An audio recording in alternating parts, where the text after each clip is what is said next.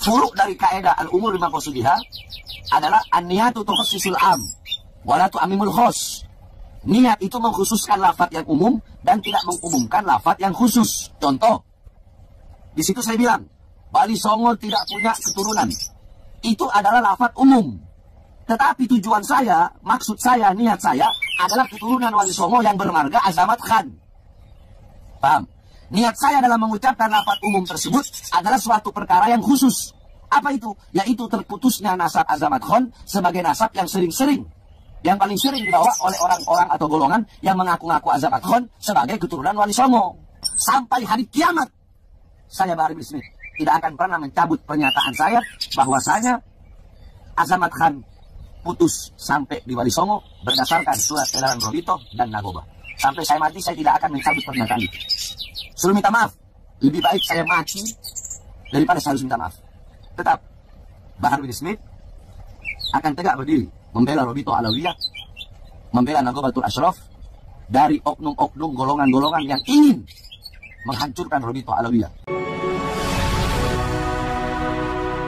Bismillahirrahmanirrahim. Allahumma sholli ala sayyidina Muhammadin wa ala alihi wa sahbihi ajmain, amma ba'du. Selamat Lebaran, Hari Raya Idul Fitri 2023. Mohon maaf lahir batin. Ini sudah masuk konten ilmiah, agak menengah kelasnya, bukan kelas pemula. Jadi kalau kamu hanya belajar Islam lewat YouTube, insya Allah mungkin tidak akan pernah mendengar kajian keilmuan seperti ini. Ini sudah masuk kepada bahasan usul fikih, kaidah bagaimana memahami ucapan seseorang. Nanti kaitannya dengan ketika orang mengatakan sesuatu di dalam talak, atau mungkin dalam jual beli, atau mungkin di dalam nazar dan sebagainya. Jadi kalau ucapan orang itu sifatnya umum tapi niatnya khusus, maka yang dipakai yang mana? Nah, kira-kira begitu. Secara kaidah sudah benar apa yang disampaikan oleh Habib Bahar, bahwasanya kalau ada orang mengatakan sesuatu yang bentuk ucapannya itu umum, misalnya saya tidak mau makan nasi, itu kan umum namanya, entah nasi apa gitu. Tetapi dalam hati orang itu maksudnya adalah ya khusus, yaitu nasi goreng Pandul atau nasi Padang siapa gitu. Maka berarti orang ini masih boleh makan nasi selain yang dia niatkan. Artinya dia makan nasi gorengnya Bu Mimin atau makan nasi Padangnya siapa gitu. Karena yang tidak boleh atau yang dia bilang tidak akan dia makan itu adalah yang khusus itu, yang diniatkan. Walaupun niat tersebut tidak terucap. Nah, kira-kira begitu. Makanya benar ini turunan dari kaidah al-umuru bima qasidiha. Jadi hal-hal itu tergantung niatnya. Tetapi tidak berlaku sebaliknya. Ucapan kamu sudah khusus, lalu ketika kamu melakukan sesuatu yang tidak sesuai dengan ucapan kamu, lalu kamu berkilah. Oh enggak, maksud saya adalah umum, tidak boleh itu. Ya. Jadi walayan akis kalau bahasa lainnya itu, dan tidak berlaku kebalikannya. Hanya kalau ucapannya umum, maka bisa berlaku khusus bila dia punya niatan khusus. Tapi kalau ucapannya sudah khusus, tidak bisa berlaku secara umum apabila dalam hatinya itu ternyata berniatnya adalah umum. Sekarang mari perhatikan bagaimana Habib Bahar menerapkan kaidahnya. Jadi Habib Bahar mengklaim, dia sebelumnya mengatakan bahwasanya Wali Songo itu tidak punya keturunan atau keturunannya terputus.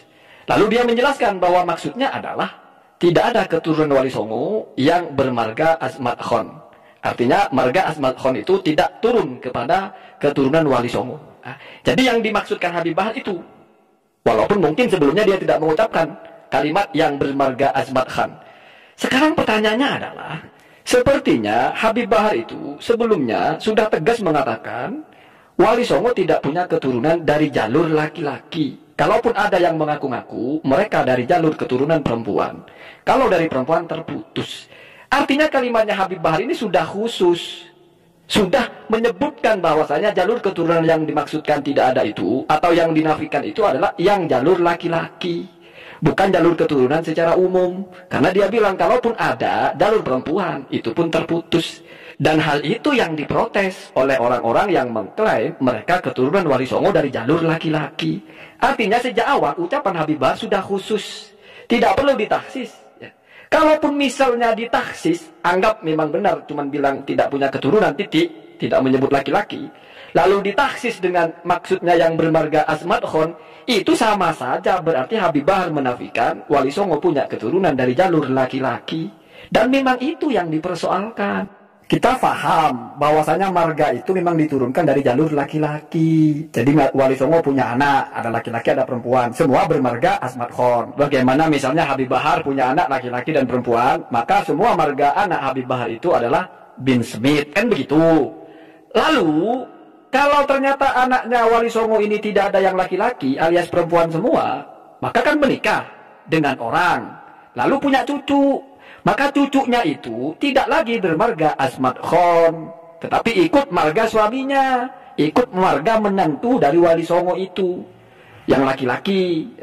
Kalau ternyata ada anak Wali Songo yang laki-laki, maka cucunya Wali Songo pasti ada juga nanti yang bermarga sama dengan Wali Songonya, yaitu Asmat Khon. Itu ya, dijelas ketika Habib Bahar mengatakan tidak ada keturunan Wali Songo yang bermarga Asmat Khon, apalagi dipertegas bahwa yang bermarga Asmat Khon terakhir itu adalah Wali Songo sendiri, berarti ya anaknya Wali Songo itu perempuan semua. Ya kalau anaknya anggaplah juga bermarga. Cuman kalau perempuan itu kan tidak dihitung marganya, karena kalau punya anak nanti ikut marga suaminya. Ya.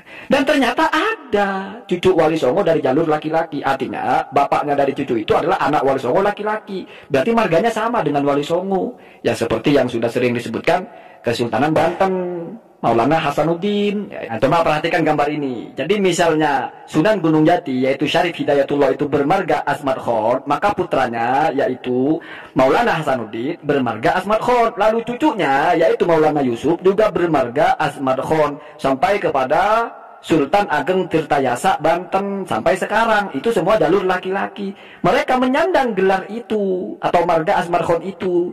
Ini yang dipersoalkan Pak Habib ya.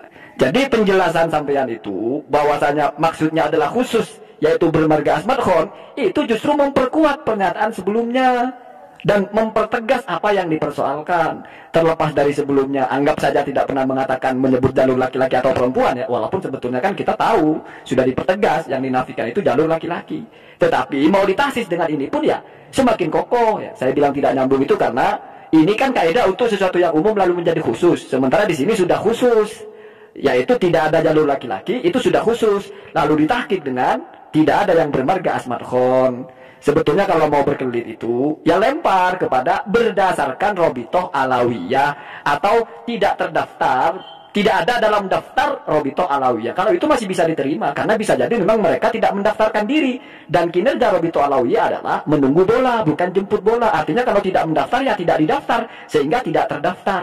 Tetapi kan ada kaidah idza warada nafyu fil kalamil muqayyadi fal qaidu ala nafyi, kira-kira begitu bahasa simpelnya. Kalau ada negasi atau kalimat menafikan, maka perhatikan kata-kata setelahnya. Kalau sifatnya khusus, maka yang dinafikan itu adalah kekhususan itu, atau yang khusus saja yang dinafikan, atau bahasanya muqayyad terbatas.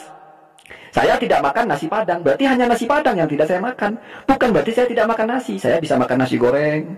Kamu bukan orang Amerika, bukan berarti kamu bukan orang. Yang dinafikan itu adalah Amerikanya.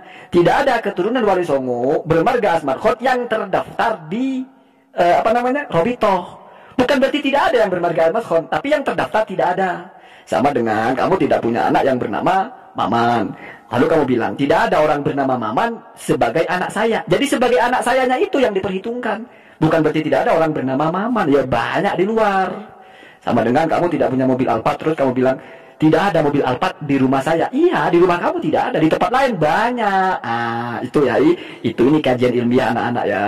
Ya untuk pemula menuju menengah lah, tidak terlalu berat, masih sederhana ya. Tetapi itu seolah-olah hanya orang banyak omong kosong kaidah seperti ini. Itu penting nanti kajiannya dalam masalah orang mentalak istrinya dengan ucapan misalnya kamu saya talak apabila makan nasi padang. Lalu istri kamu makan nasi goreng, oh nggak masuk berarti. Atau sebaliknya kamu saya talak kalau kamu makan nasi, lalu istrinya makan nasi padang.